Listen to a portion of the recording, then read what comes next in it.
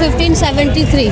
So, but it was not only Akbar who participated here, but also his descendants like his son Jahangir, Aurangzeb. They also built some palaces inside. So it is one of the best fort in India.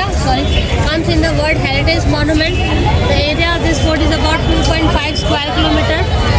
It has 4 entrance gate. Will be entered to the main one. That's the main one. And outside you can see it has a wet moat. They used to fill it with water, put squirrels, crocodiles, water snakes, alligator in it to welcome the enemy. You see the huge protection wall.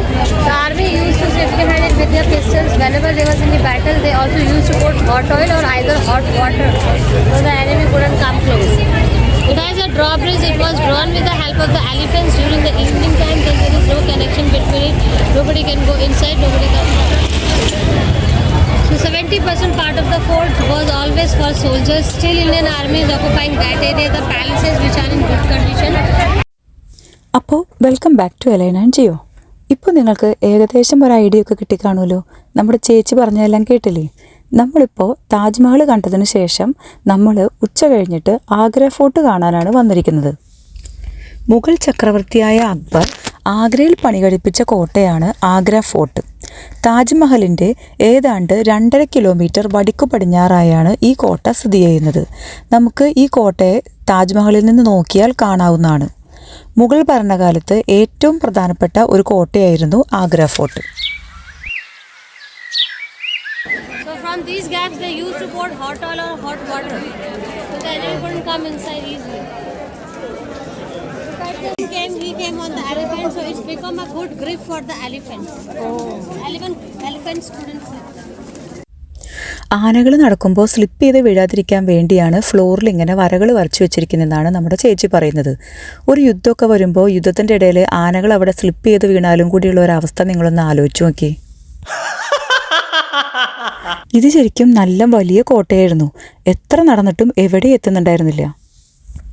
അപ്പോഴാണ് അവിടെ കുറേ പേര് photo എടുക്കുന്നത് കണ്ടത്.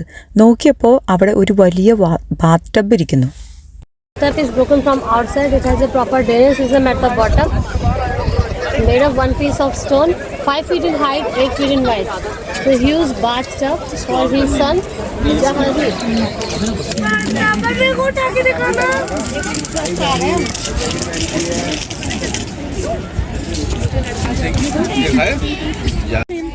അപ്പോഴാണ് അവിടെ ഒരാൾ അണ്ണാനെ കയ്യിൽ വെച്ചിട്ട് ഫീഡ് കൊടുക്കുന്നത് നമ്മൾ കണ്ടത്.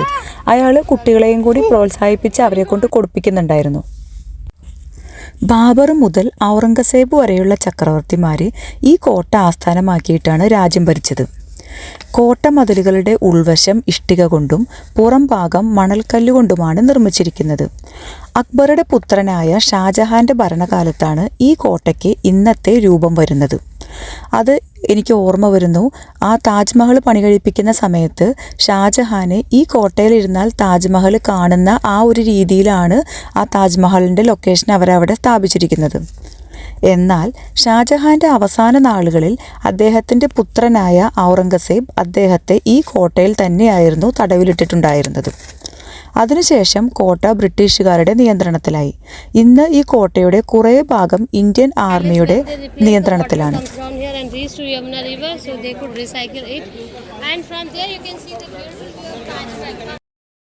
ഇവിടെ നിന്ന് നോക്കിയാൽ നമുക്ക് ക്ലിയറായി താജ്മഹലിൻ്റെ വ്യൂ കാണാൻ പറ്റുമായിരുന്നു. ഒന്ന് ആലോചിച്ച് നോക്കി, കുറേ വർഷങ്ങൾക്ക് മുമ്പ് ചിലപ്പോൾ ഇതേ സ്ഥലത്ത് നിന്ന് ഷാജഹാൻ താജ്മഹൽ നോക്കി നിന്നിട്ടുണ്ടാവുമായിരിക്കും.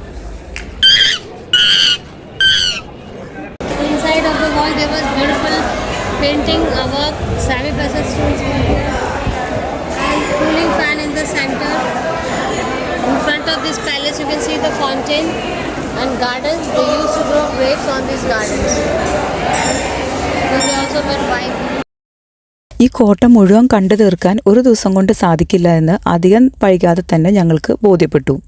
ശരിക്കും 94 ഏക്കർ വിസ്തൃതിയാണ് ഈ കോട്ടയ്ക്കുള്ളത്.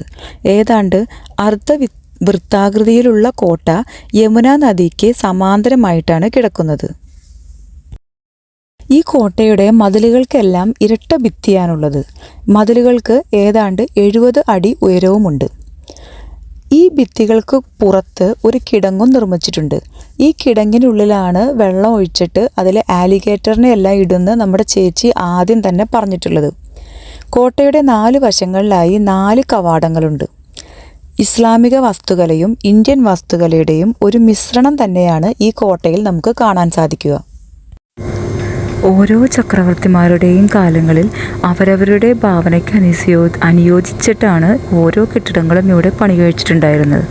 അതുകൊണ്ട് തന്നെ ഓരോ കെട്ടിടവും ഒന്നിനൊന്ന് വ്യത്യാസമായിരുന്നു. ചുവന്ന കളറിലുള്ള കെട്ടിടങ്ങളും വെള്ള കളറിലുള്ള കെട്ടിടങ്ങളും അവിടെ ഉണ്ടായിരുന്നു. അതിൽ വെള്ള കളറിലുള്ള കെട്ടിടങ്ങൾ കൂടുതലായി ഷാജഹാൻ്റെ ഭരണസമയത്ത് പണി കഴിപ്പിച്ചതെന്നാണ് അറിയാൻ കഴിഞ്ഞത്. കെട്ടിടങ്ങൾ മാത്രമല്ല, അതോടനുബന്ധിച്ച് വിശാലമായ പൂന്തോട്ടങ്ങളും ഉണ്ടായിരുന്നു. എത്ര ആളുകളാണെന്നറിയോ ലോകത്തിൻ്റെ 4 ഭാഗങ്ങളിൽ നിന്നും ഇത് കാണുന്നതിനായി വരുന്നത്. ഈ അത്ഭുതങ്ങളെല്ലാം ജീവിതത്തിൽ ഒരിക്കലെങ്കിലും കാണണം എന്നൊരാഗ്രഹമുണ്ടായിരുന്നു. അതവിടെ സാധിച്ചു.